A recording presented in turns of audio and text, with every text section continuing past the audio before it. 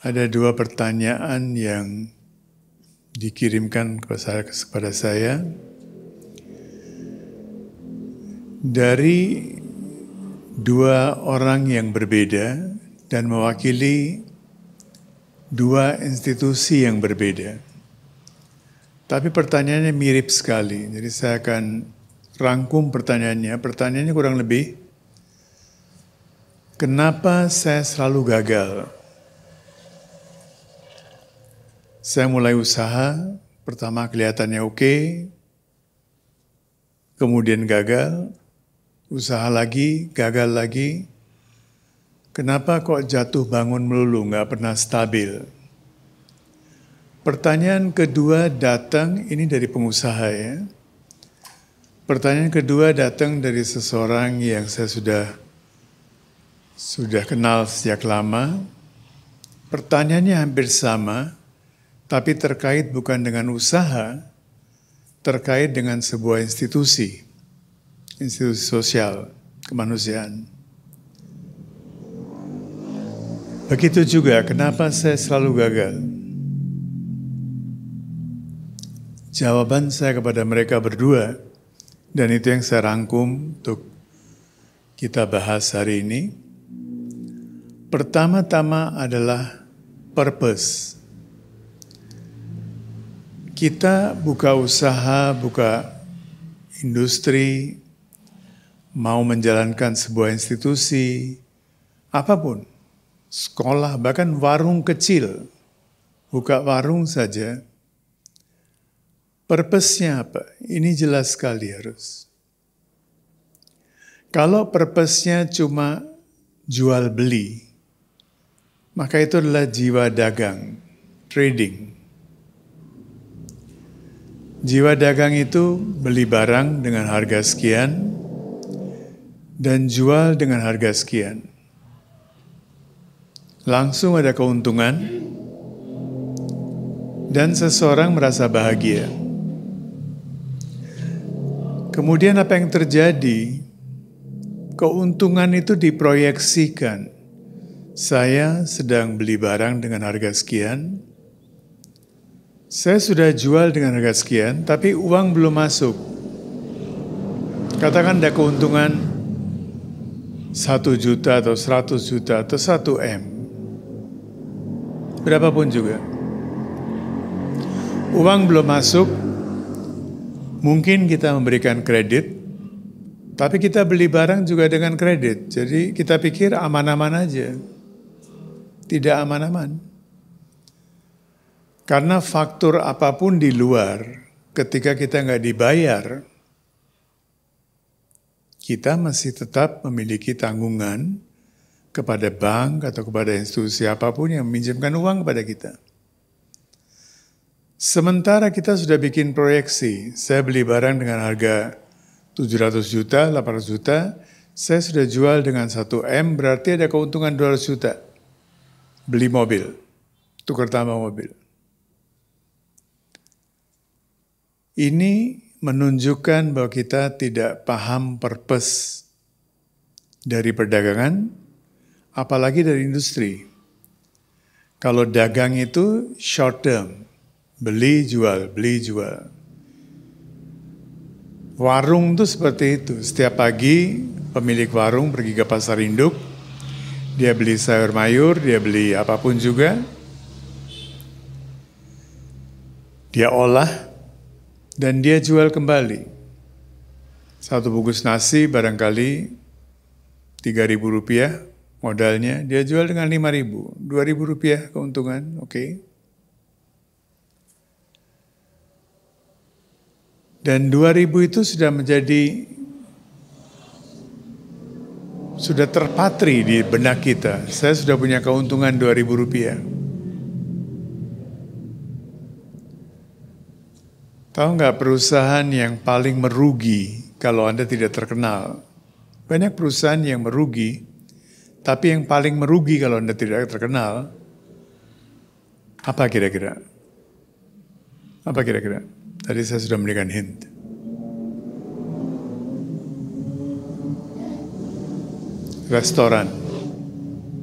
Restoran tuh nggak bisa tahan lama kalau Anda tidak dikenal dan tidak punya clientele, tidak punya pelanggan yang tetap. Karena setiap hari akan ada waste.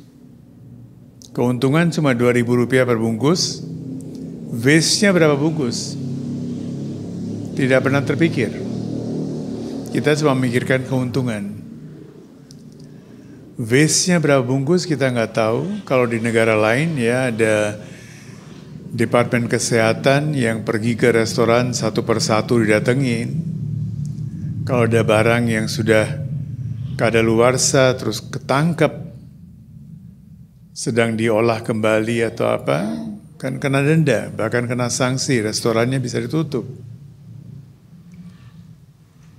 Di negeri kita belum ada sesuatu seperti itu. Jadi makanan yang kita makan di restoran itu barangkali dimasaknya 10 hari yang lalu, kita nggak tahu. Frozen. Di freeze. Nasi barangkali sudah basi berapa hari yang lalu, sekarang dibikin nasi goreng. Jadi kalau mau pergi ke restoran, makan nasi goreng, kalau restoran tuh bukan restoran yang laris, sudah bisa dipastikan bahwa nasi goreng itu dibuat dengan nasi yang mungkin sudah basi 10 hari. Nah, hal-hal seperti ini tidak terpikir oleh orang yang berjiwa dagang, kebanyakan. Jual beli. Dia cuma melihat keuntungan sesaat. Kemungkinan kedua adalah jiwa industri. Jiwa industri ini nggak memikirkan keuntungan sesaat. Masuk ke sebuah industri, dia harus memikirkan 50 tahun ke depan. Dulu kita bikin proyeksi untuk bank 5 tahun ke depan, projection. Sekarang 5 tahun nggak cukup. Dulu fakturnya apa? Kemungkinan yang paling jelek itu apa? Harga bahan baku meningkat, kurs dengan mata uang asing meningkat, terjadi inflasi, bahan bakunya tidak mudah didapatkan, atau kalau di bidang pertanian, ada urusan cuaca dan sebagainya. Sekarang urusannya teknologi. Teknologi yang kita pakai hari ini, dalam hitungan jam, bisa berubah total, dan kita bisa rugi bukan sedikit, rugi banyak sekali.